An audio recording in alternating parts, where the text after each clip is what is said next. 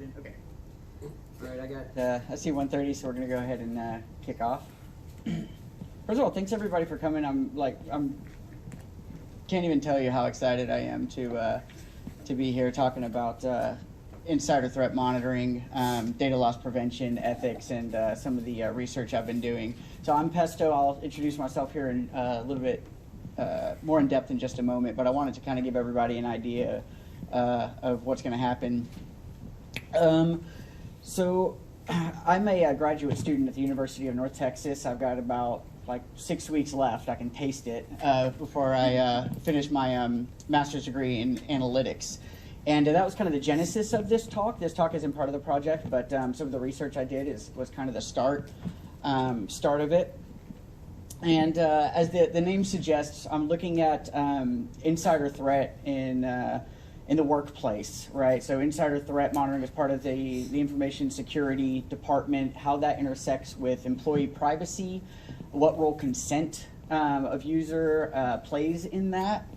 And I did a little bit of research into this, and I'm going to present that, basically the research method, the results today, but we're going to go over just a little bit of the background information and a little bit of setup. And I wanted everybody to note here at the bottom that even though this is a part of some research I did in conjunction with the school, when we talk about ethics, I have to be very careful. I'm not speaking on behalf of any organization. I'm not speaking on behalf of UNT or my employer or anybody else. This is just independent research I did on my own with the general public. So we'll have a lot of time for questions and answers. I want this to be a good discussion, and I'm going to be asking questions and help from you folks out there too, and I appreciate the help.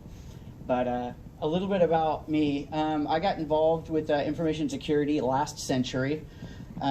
This was back in the days of PowerPC, Macintosh, Yellow Dog Linux, Orange cards, 386 cards, and hacking kernels to get your dial-up modem, your Global Village supported, so you could get out to the internet. I've been doing information security for about 20 years, and I've done a lot. I've done firewalls and a lot of Unix, a lot of Linux is my background. Had a time doing forensics, incident response, and my last job before I started doing insider threat was pen testing. So I've got a lot of experience, but for the last several years, I focused on insider threat, and I think no matter where you are or where you look, it's still, if not the biggest thing, it's still a major component of an organization's information security model. So I think it's a very interesting spot to be in. I'm a grad student at UNT, and I'm a student of philosophy as well, and ethics plays into that, into the overall kind of philosophy umbrella. I like to separate it out, philosophy, into three big questions. What's truthful, what's true, what's good, and what's right. And ethics kind of deals with the what's right part. So, and the ninjas back in about DEF CON 5, I ran into some folks from Sacramento, California out there, and we've been together for a long time, called Ninja Networks. We've done some fun things at DEF CON for people who are kind of older school DEF CON people, with the electronic badges and setting up cell phone networks and all sorts of fun stuff. So if you've been to a few DEF CONs, we might have run into each other. So enough about me.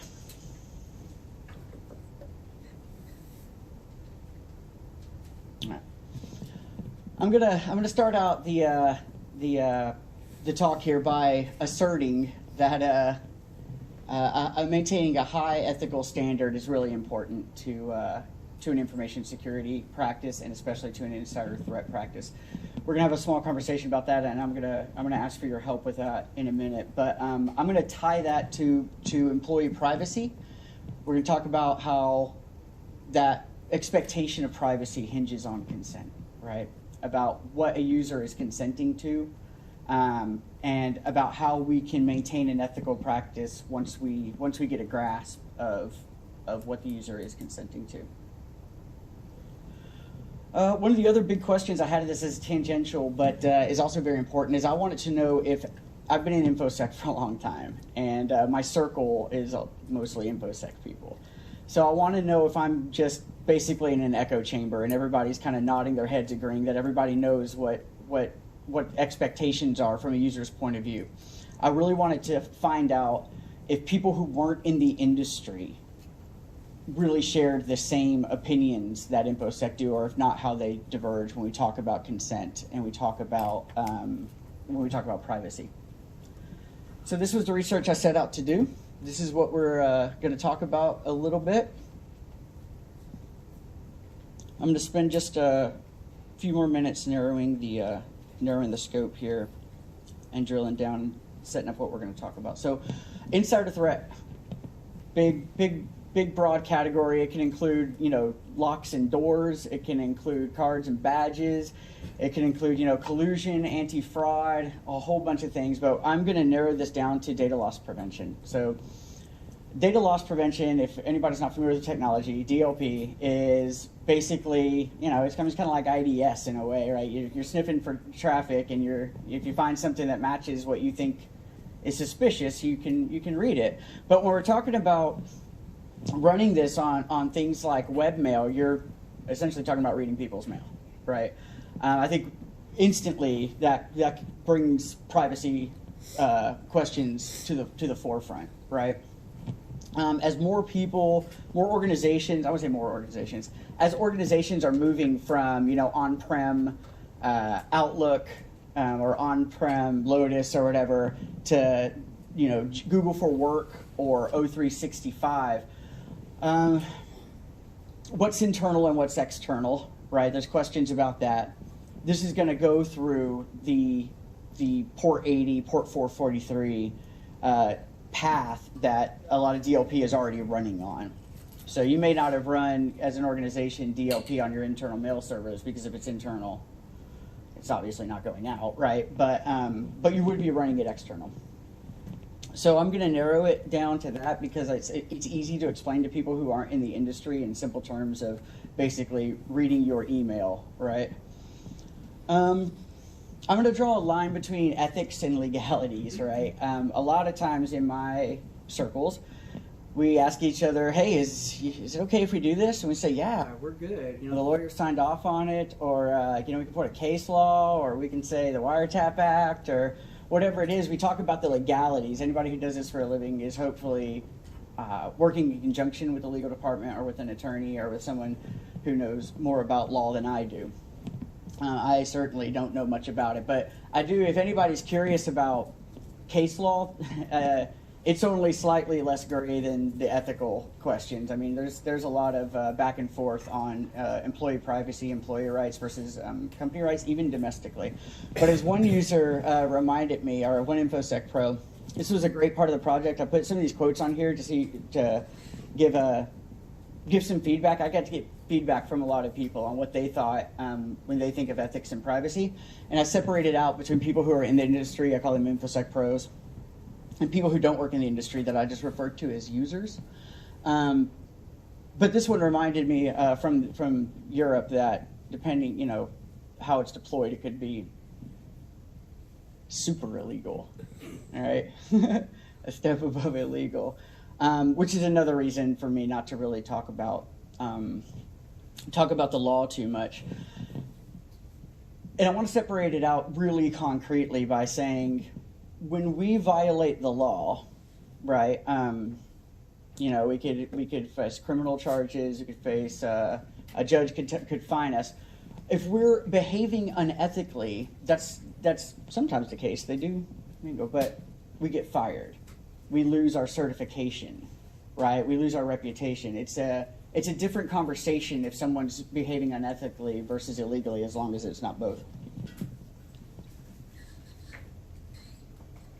All right.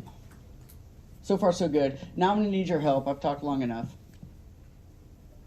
If you can't read that question, why is it a high ethical standard an important component of an insight? Now, this is a leading question. I really do try to not to put too much bias out there. This one's a little bit of a leading question. So if anybody disagrees that it's a high ethical standard. I'd love to hear your opinion too. But does anyone want to chime in on their thoughts? Trust is a two-way street. They have to trust you that you're going to respect their information as much as you respect what they're going to do is right. Right. Exactly. User trust. That trust builds loyalty also within the organization. At the organization level? Yeah. Yeah, so if they trust that, you know, the insider threat people, whoever's looking at this, are behaving ethically, then the organization as a whole looks a little better, looks a little more ethical. Yeah, we're expecting employees to act ethically in a number of other ways, Mhm. and so you don't want to have a hypocritical position Yeah. where you're doing one thing that's clearly unethical and telling them that they need to do something else. That's a great point. Ethics don't only apply to this situation; they apply to everybody. So you got to do your part. Yeah. Do you have some? In some cases, particularly those that are civil litigation, but it's going to come into question as an expert witness if you don't have those type of standards outlining or defining your business. Right, right. So the ethics, that's another tie-in between ethics and law, that you may, if there is a legal question, then your ethics may come into question in the court. Yeah, good point. Good point. Yeah.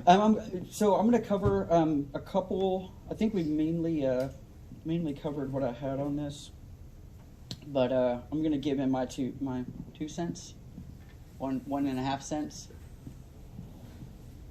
I kind of lumped credibility and integrity here. They're intertwined. You know, this is how well you're able to maintain your authority over your subject matter, your status as a subject matter expert in your field, and how well you're trusted as a subject matter expert, right? How well you maintain the authority and how well your authority is trusted. And it affects both of these. I think of it in 3 different ways, right? As we talked about, if the people who are responsible for looking at traffic, for keeping the keys to the kingdom, looking at all the data, are responsible for this, are behaving unethically, it makes the organization look bad, right? That could affect your customers. That could affect people who want to do business with you. It could affect shareholders. Affected a lot of ways, but it basically, just as in any other part of the organization, if it's behaving unethically, it affects the organization negatively. It also affects our profession, right? If enough groups or enough organizations are not ethically using the data, enough people will start to mistrust, right? Their internal security departments.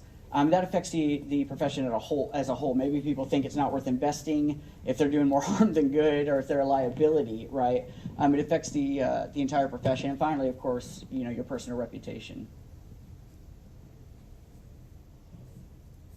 This is interesting. This quote. The reason I put this up there is, again, the idea of how it's implemented. So the other one said blanket coverage. This person says dragnet, and he used the term immoral, or she used the term immoral, and immoral and unethical, depending on how it's used. It can be synonymous, or it can mean super unethical, like the last one was super illegal. You know what I mean? So I thought it was an interesting choice of words, because I don't use that. I don't use that specific scale, moral and immoral scale, in the research. That was someone's contribution. And one more thing, I'm calling the Spider-Man principle. So, no matter where you are in the organization, your job is important. You wouldn't have a job if somebody didn't think it was important. And if you're doing an important job, you have a certain amount of control and power in things that your day-to-day operations. In information security and in insider threat, we have a lot of power, right? We hold, like I said, the keys to the kingdom. We look at all the data. That's the company's IP. We're charged with protecting stuff that's super top secret, executive communications, shareholder communications, board communications, all this stuff we're entrusted with. And Stan Lee is often credited with this quote in a Spider-Man comic book, and I'm going to paraphrase that, with great power comes great responsibility. And I do believe that case applies to me and my profession, and anybody who shares this. I'm going to talk a little bit about privacy now. I'm going to let you talk about privacy. This is a setup, by the way. At the office, when you go into a private workspace, so if you work in, you might have your own office, lucky you.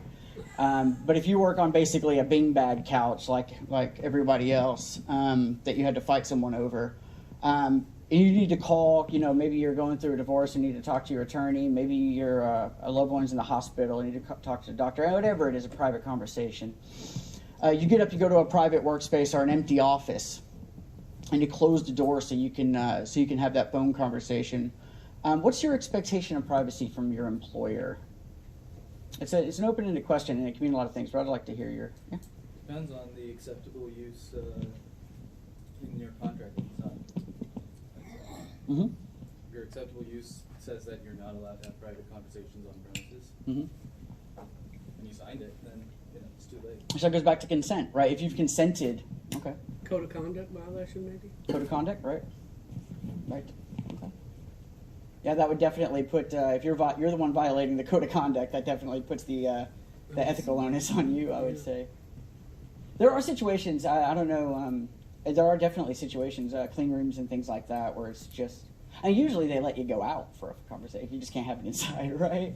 What if it's not clearly spelled out, though, right? In the code of conduct, I mean, Sure. you should expect some sort of privacy if you're in a room and Sure. you're on your own device, not their device.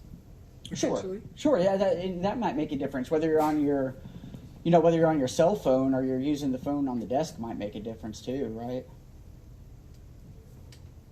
Right. Anybody else?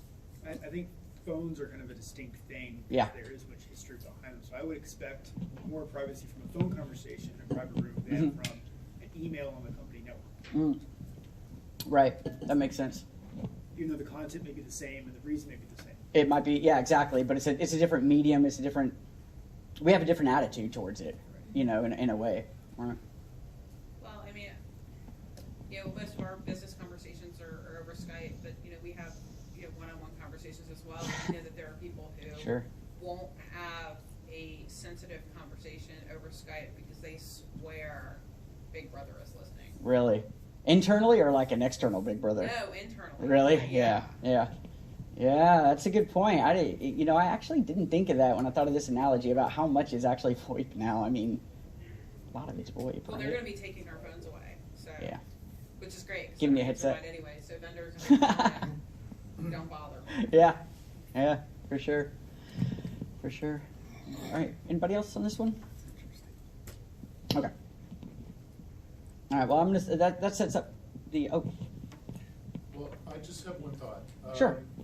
There are, in general, in a corporate environment, in a work environment, people kind of know that there's no expectation of privacy Mm-hmm. using company email and Mhm. things like that. Mhm. But there are sometimes, in some companies, designated spaces where people can have private time. You've got subjects like breastfeeding or Mhm. mental health spaces where people can go and close the door. So does Great having idea. a private conversation with your private device Mm. in a closed room equate to that type of a private environment or not? That's a really good point. It ties in really well with the next slide. When you're notified that this is a private room, it changes your expectation of privacy. If there was a sign in the room that said, "We are monitoring you right now," it would change your expectation of privacy, right? It would. I think that transparency, I'll call it, that acknowledgement. If they say, "Hey, this is for you to have time for yourself away from us," that sets your expectation, right? Sure. And to just go off of that point, you're also kind of, if you designate those areas, Mhm. you're kind of shifting the ethical standards onto that employee and trying to trust Mhm. that they're going to act in an ethical way in those private, Of course. safe spaces. Of course, So that there's makes kind sense. of Yeah. a, Mhm. a necessity of a two-way trust. That they're not going to use the private room to exfiltrate IP. Exactly. Yeah. Yeah. Good point. All really good points. All very good points. All right. I think hopefully this is the last setup slide. We're drawing analogies. We may have seen signs like this, maybe where you work, I don't know. But one of the interesting things about signs like this is that,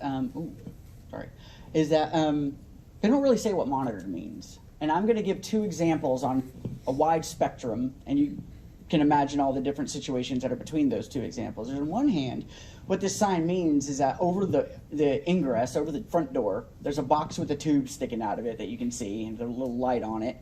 And if anybody were to bust in and rob the joint, right, they would take a tape that's recording to, and they would give it to law enforcement. Nobody from your company ever sees the tape, and the only time anybody ever sees it is when somebody busts in and robs the joint. On the other side of the spectrum is like, out of a casino heist movie, right, where they have hidden cameras everywhere, where there are microphones. There's a team of people who are experts in pointing out or finding suspicious people, and they're listening all the time, right? This sign doesn't tell you which one of those that is. We'll talk about other ways you can be notified, but I wanted to use this as an analogy for the login banner. DoD standards, NIST standards about the login banner. Granted, this is the one I used for my research. Granted, it's a bit generic, right? It's probably more generic than some of the ones that we've seen, but I argue, it doesn't matter. You could put, "You have no expectation of privacy" in caps and bold. By hitting return, you acknowledge, but you do.